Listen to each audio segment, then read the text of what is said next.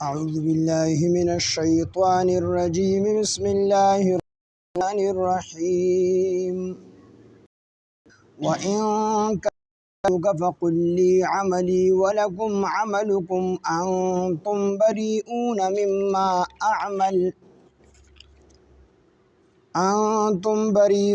مما أعمل وأنا بريء مما تعملون صدق الله العظيم. رب اشرح لي صدري ويسر لي أمري واحلل عقدة من لساني يفقهوا قولي. رب زدني علما سبحانك لا علم لنا إلا ما علمتنا إنك أنت العليم الحكيم. سورة يونس يولسم سپارہ آیات نمبر 41. وَإِنْ كَذَّبُوكَ فَقُلْ لِي عَمَلِي وَلَكُمْ عَمَلُكُمْ أَنْتُمْ بَرِئُونَ مِمَّا أَعْمَلُ. دی آیات نمخ کی تیر شو دین ڈنبی آیات کی چې دا مشرکین مکہ دی قرآن ته دروغ و نسبت کو چې دا نبی علیہ السلام د ځان نه جوړ کړی دی، دا تا په خپل باندې جوړ کړی دی. نو نبی علیہ السلام د الله او فرمایل چې دی ته وایا چې تاسو د قرآن د وړو کی صورت پشان دی یو صورت راوړی، نو زوم انسان یم او تاسو هم انسانان یې. نو کو تاسو د قرآن د وړو کی صورت پشان دی یو صورت راوړو، نو زه به دا خبره ومنم چې دا قرآن ما د ځان نه جوړ کړی دی. او کنه تاسو د قرآن د وړو کی صورت پشان دی صورت را نه وړو، نو زوم انسان یم تاسو هم انسانان یې. بلکې الله ورله چیلنج ورکړی تاسو خپل ودعوا شهداءکم، تاسو خپل شهدا خپل مددګاران ټول راغونډ کړئ ان کنتم صادقین کو چې تاسو په خپل خبره کې رښتونی یې. نو دا ټول د ځان سره د الله نه علاوه راغونډ کړئ. نو کو د قرآن د دې وړو کی صورت پشان دی صورت مو راوړو، نو بیا خو ټیک ده تاسو انسانان یې زوم انسان یم. نو تاسو کو په ټوله تنه باندې یو صورت هم جوړ کړو، زه به دا ومنم چې دا قرآن ما د ځان نه جوړ کړی دی، دا د الله کتاب نه دی. خو کو تاسو ټول ځکه چې په عربو کې د هغې فصاحت او بلاغت دا چې کوم دی منلی شو او بیګا تیر شو چې کوم نوي شعر به راغی او نو هغه به چې کوم دی خلکو به یوه کړه د هغه شعر دا به بیت الله شریف په دروازه باندې اویزان د کړله. نو واړه به راتله هغې پسې بیا نورې کړۍ جوړولې، لوی به راتله هغې پسې بیا نورې کړۍ جوړولې. او په قرآن باندې ټول چې کوم دی ناکام شو چې د وړوکي صورت په شان دي صورت جوړ نه کړو. نو نبي اسلام ورته وکړو چې تاسو د دې په شان دي په ټوله باندې د دې په شان وړوکي صورت مو جوړ نه کړو، بیا پوه شئ دا د الله تعالی کتاب دی. نو هغې چې کله ټول راغونډ شو خپل کوششونه وکړل، نو د قرآن د وړوکي صورت په شان دي صورت هم جوړ نه کړو، بلکې هغه یو پکې اخره کې ولیکل چې والله ما هذا قول البشر، چې په الله تعالی قسم چې دا قول دا د بشر نشي کېدی، دا کلام دا د الله تعالی کلام. د دین وروستو چې بیا مشرکین مکه په نبی علیہ السلام باندې ایمان نه راوړو او قرآن ته د دروغ نسبت کو، نو د دې په زړه کې ضد او عناد دې ته خبره معلومه شوه چې دا کتاب دا د الله تعالی کتاب دی، دا د بنده کتاب نه دی. او نبی علیہ السلام په دې کې 40 کاله تیر کړي وو. د 40 کاله کې نبی علیہ السلام نه سکول ته تللی، نه مدرسې ته تللی، نه د یو شاعر خوا ته تللی دی. نو دوی په دې خبره باندې پوه وو چې دا د الله تعالی کلام دی، د الله تعالی کتاب دی او دا پیغمبر په حق باندې پیغمبر دی. خو د ضد او د عناد د وجې نه ایمان نه راوړو. نو اوس دې آیات کې الله جل جلاله نبی علیہ السلام د تسلی ورکړي چې وإن کذبوک خو چې دوی دروغ ګڼي تا لره، فقل نو وفرمایه ورته لی عملي چې زما عمل زما دپاره دی، ولکم عملکم او ستاسو عمل ستاسو دپاره دی، انتم بریئون تاسو بری یې مما د هغه څه نه اعملو چې زه کومه، وانا بریء او زه بری یم مما د هغې اعملونو نه تعملون چې تاسو یې کوئ. نو تاسو زما د عمل نه بری یې او زه ستاسو د دې شرک نه چې کوم دی بېزاره یم، د دې نه بری یم، ستاسو سره دا شرک نه منم، زه د دې نه بری یم. نو انسان ته دعوت ورکول دا د انسان کار دی، دا د پیغمبر کار دی. دعوت ورکول اوس هدایت دا د الله جل شانه په لاس کې دی، چې چاته غواړي هغه ته هدایت ملاویږي، چاته نه غواړي هغه ته هدایت نه ملاویږي. کنه نبی علیہ السلام خپل خوږ تر ابو طالب هغه څومره محنتونه او څومره مشقتونه د نبی علیہ السلام سره برداشت کړي دي، خو بیا نبی علیہ السلام خپل ډیر زور لګولی دی چې تر هدایت ملو شي. بلکې په اخري دور کې نبی علیہ السلام زما تر ماته دی غوږ کې دا کلمه ووایه چې په ورځ د قیامت زه ستا سپاره شو. ډیر پریشان و نبی علیہ السلام. نو الله جل شانه آیاتونه نازل کړي چې انک لا تهدی من احببت ولکن الله یهدی من یشاء. محبوب ته چې چاته هدایت کول غواړي ته هدایت نشي کولی، بلکې الله چې چاته هدایت غواړي الله ورته هدایت کولی شي. ته چاته هدایت نشي کولی. نو د پیغمبر په ذریعہ باندې په ذمہ باندې صرف چې کوم دی دعوت ورکول دي، هدایت کول د الله تعالی کار دی. نو نبی علیه السلام دعوت ورکو خو بیا هم به نبی علیه السلام پریشان و. نو دې آیات کې نبی علیه السلام د تسلی ورکړلې شوه چې دې ته اعلان د دین د براءت اعلان وکړه، ورته ووایه چې زما عمل دا زما دپاره دی او ستاسو عمل ستاسو دپاره دی، ته زما د عمل نه بری او زه ستاسو د عمل نه بری یم. ومنهم او بعضې د دوی نه من هغه څوک دي یستمعون الیک چې دوی غوږ دي تا ته، افانت تسمع ثم آیا ته اوروي کڼو ته ولو کانوا لا یعقلون اگر چې هغوی عقل نه لري. نبی علیہ السلام د الله فرمایي چې په دې کې بعضې کسان داسې هم دي چې هغوی تا ته غوږ دي، غوږ یې درته ایښي خو نیت یې د عمل نه وي، نه نیت یې ستا په دې خبرو کې د غیب را ایستلي وي، نو دوی د الله وي هدایت نه میلاوي. ګوره کوم سړی چې دی راغی او دی د یو عالم د یو تبلیغي د یو نیک کس صحبت ته راغی او دی په ښه نیت باندې راغی، دی په دې نیت باندې راغی چې الله زما تربیت وکړي، نو الله به د دې کس تربیت کوي. او کنه دی په دې نیت باندې راغی چې یاره د ده په دې خبرو کې زه غیب راوکاږم، چېرته دې کس ته هدایت نه میلوي. دی د هدایت په نیت راغلی نه دی، دی د تربیت په نیت باندې راغلی نه دی. درې کسان دا د یو بزرګ ملاقات ته پار روان، یو پکې چې کوم دی دغه دی دا څه نوم دی د بغداد پیرانی پیر چې ورته وي شیخ عبدالقادر جیلانی رحمه الله، دی وړوکی دی، نو دی عمره روان دی په لاره باندې، دی لا شیخ نه دی جوړ شوی، لا ماشوم دی ځوانی کې دی، نو دی هم د یو بزرګ ملاقات ته پر روان دی، د الله والا ملاقات ته پر روان دی. لار کې ورسره 2 کسان ملګري شو، هغوی هم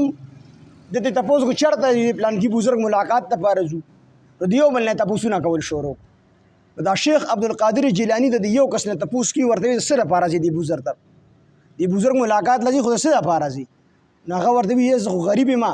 چې الله تعالی یې مالدار کي. نو دی چې کوم دی وي صحیح ده، نو د هغه بل کس نه یې تپوس وکړي ته څه کوې، دی یو عالم ومو، نو هغه ورته وایي زه خو ځم دا بزرګ معلوموم چې دا رشا بزرګ دی، څه علم ورسره شته دی او که نشته دی، زما زړه کې یو 6 سوالونه دي او دا 6 سوالونه ګران سوالونه دي، نو دا سوالونه وپې کومه، نو که د دې سوالونو جوابونه یې راکړه نو بس دا به چې کوم دی پیري او دا به عالمي، او که د دې جوابونه یې رانه کړو نو بس دې سره څه شی شته دی نه.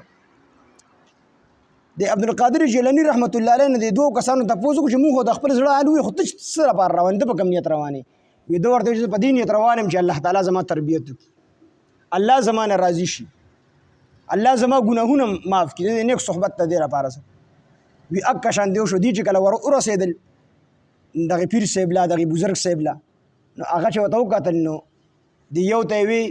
دا کم چې د دنیا دپاره تللی، ده ته یې وی زه ستا د خپو د لاندې د سرو د سپینو زرو خزانې ینم،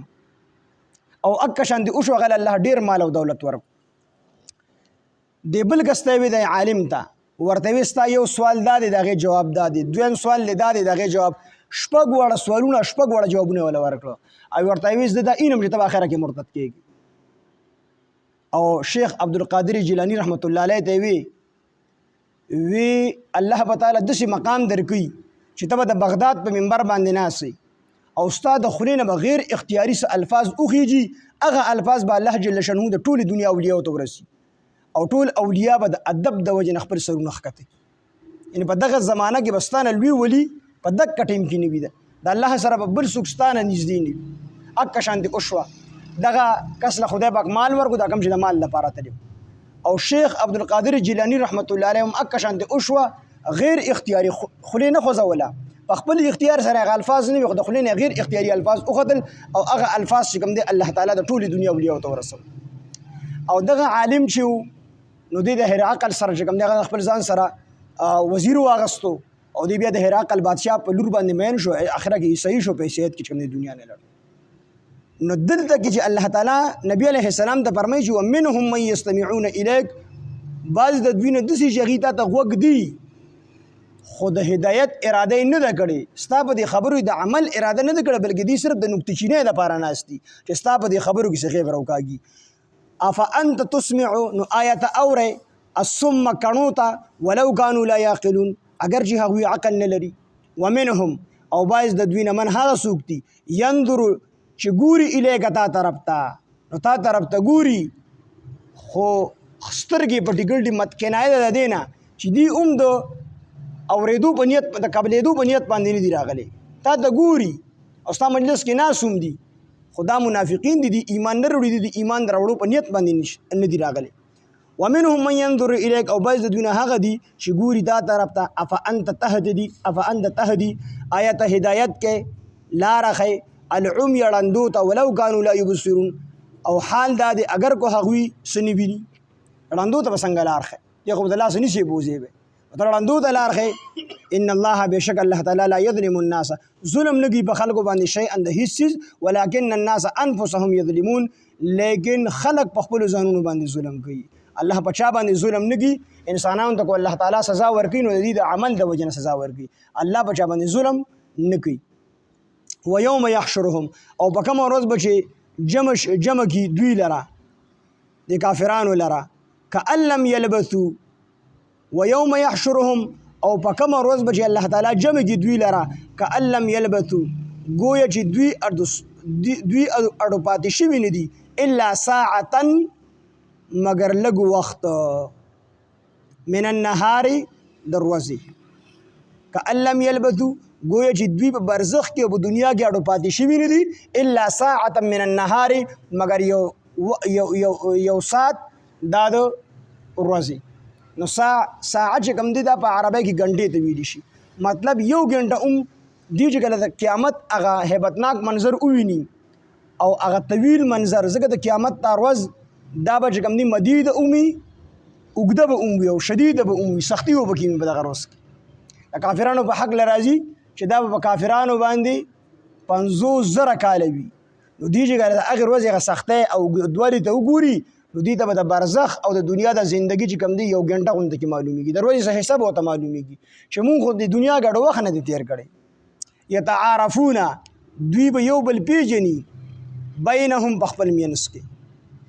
نو دیو په خپل منځ کې یو بل پیژني یتعارفونه امام بغوی رحمه الله فرمایي چې دا تعارف په ډومبي وخت کې وي خو چې کله بیا د دې ورځې د هیبتناک د ورځې د هیبت نور سیوا شي بیا به دی یو بل نه پیژني او بعضې مفسرین وایي چې نه دوی به تر اخره پورې یو بل پیژني خو د یو بل مدد به هم نشي کولی یو بل ته به چې کوم دی توجه هم نه ځکه دغه ورځ دا ډېره سخته ورځ ده یتعارفون دوی به پیژني یو بل بینهم په خپل منځ کې وقد خسر الذین او په تحقیق سره تاوانیان شو ها کسان کذبوا چې دروغ وګڼو بلقاء الله د الله تعالی ملاقات وما كانوا مهتدین او نو دوی چې هدایت موندلې وي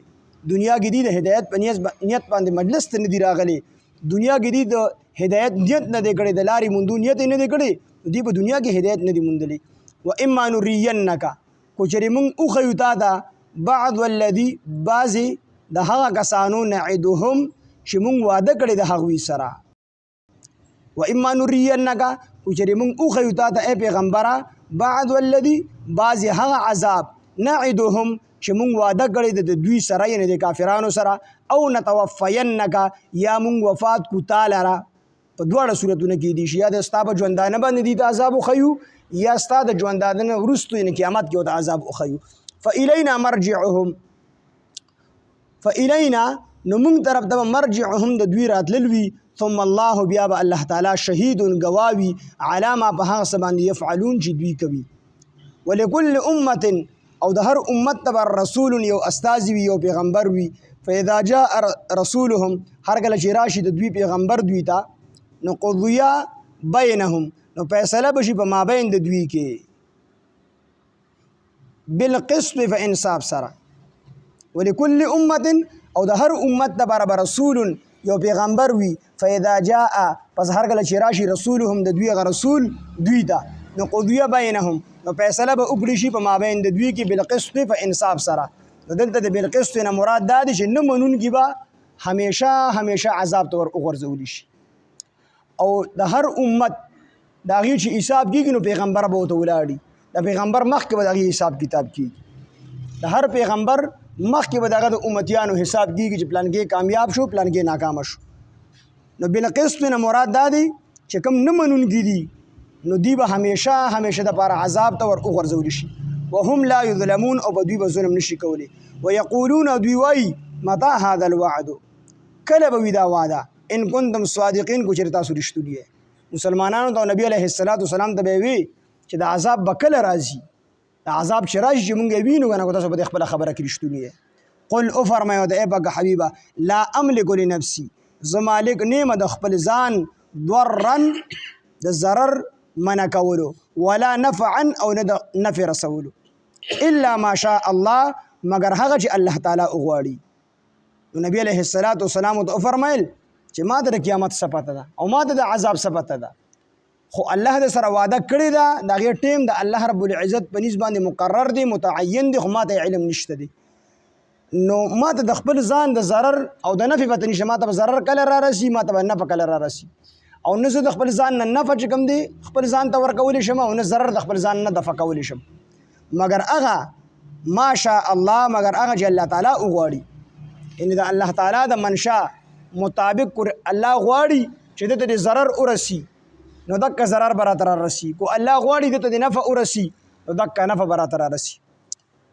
الا ما شاء الله مگر هغه چې الله تعالی وغواړي لكل امه اجل د هر ډلې دپاره چې کوم دی یوه نیټه ده فاذا جاء اجلهم پس هر کله چې راشي نیټه د دوی نو فلا یستاخرون ساعتا نو نه رستو کېږي یو ساعت ولا یستقدمون او نه مخکې کېږي د هر چا دپاره د هر ډلې دپاره د هر قوم دپاره او د هر فرد دپاره یو نیټه الله رب العزت مقرر کړې ده خو هغه نیټه بل چاته نه ده ښودلې هغه صرف الله رب العزت ته معلومه ده نو چې کله هغه نیټه راشي نو دا کس بیا د خپلې نیټې نه یو سکنډ نه مخکې کېدی شي نه یو سکنډ دی وروستو کېدی شي وان کذبوکا کچرې دوی دروغ غني تعالی رای پاک حبیبا فقل افرمایا وتلی عملی چې زما د بار زما عمل دی ولکم عملکم او تاسو د بار تاسو عمل دی انتم بریئون تاسو بریئ مما د هغه سنه اعمل جزی کوما وانا بریئ او زبریم مما د هغه سنه تعملون چې تاسو کوي ومنهم او بعضی د دوی نه من هغه څوک دي یستمعون الیک چې دوی غوږ دي تا ته افانت تسمع نو آیا ته اوروي الصم کڼو ته ولو کانوا لا یعقلون اگر چې هغوی عقل نه لري ومنهم او بعض د دوی نه من هغه څوک دي ینظر الیک چې ګوري تا طرف ته افانت تهدي آیا ته هدایت کې ته لاره ښیې العمي ړندو ته ولو کانوا لا یبصرون اگر چې هغوی څه نه ویني ان الله بېشک الله تعالی لا یظلم ظلم نگی الناس بخلق باندې شیئا د هیڅ چیز ولکن الناس لیکن خلق انفسهم بخبل ځانونو باندې یظلمون ظلم کوي ویوم یحشرهم او په کوم ورځ باندې به چې الله تعالی جمع کړي دوی لره کأن لم یلبثوا گویا چې دوی اډو پاتې شوي نه دي الا ساعة من النهار مگر یو ساعت تر ورځې یتعارفون دوی به پیژني یو بل بینهم په خپل منځ کې وقد خسر الذین په تحقیق سره تاوانیان شو هغه کسان کذبوا چې دروغ یې ګڼلې دي بلقاء الله ملاقات ته الله تعالی یعنې ورځ د قیامت دروغ ګڼلې ده وما كانوا مهتدین او نو دوی په هدایت باندې او نو دوی هدایت موندونکي واما نرینک کچرې مونږ وښیو تا ته بعض الذي بعض عذاب هغه نعدهم چې مونږ واده کړي د دوی سره او نتوفینک یا مونږ وفات کو تعالی را فیلینا مرجعهم نو بیا مونږ طرف د دوی واپس کېدل دي ثم الله شهید علی ما یفعلون ثم الله بیا الله تعالی شهید گواه دی علی ما په هغه څه باندې یفعلون چې دوی کوي ولکل امة رسول او د هر امت دپاره رسول یو رسول وي فاذا جاء رسولهم پس هر کله چې راشي رسول د دوی قضی بینهم نو فیصله به وشي بینهم په مابین د دوی کې بالقسط په انصاف سره وهم لا یظلمون او په دوی به ظلم نشي کولی ویقولون او دوی وایي دا کافران وایي متى هذا الوعد کله به وي متى هذا الوعد کله به وي دا وعده ان کنتم صادقین کو چېرې تاسو رښتوني یې قل افرمایه ورته ای پاک حبیبه لا املک زه مالک نیمه لنفسي د خپل ځان دپاره ضرا د ضرر منع کولو ولا نفعا او نه د نفع رسولو الا ما شاء الله مگر هغه چې الله تعالی وغواړي لكل امه د هر ډلې دپاره اجل یوه نیټه ده فاذا جاء اجلهم پس هر کله چې راشي نیټه د دوی نو فلا یستاخرون نو دوی به نه مؤخر کېږي نه به وروستو کېږي ساعتا یو ساعت ولا یستقدمون او نه به یو ساعت مخکې کېږي سبحان الله وبحمده سبحانك اللهم بحمدك اشهد ان لا اله الا انت نستغفرك ونتوب اليك سبحان ربك رب العزة عما يصفون وسلام على المرسلين والحمد لله رب العالمين آمين برحمتك.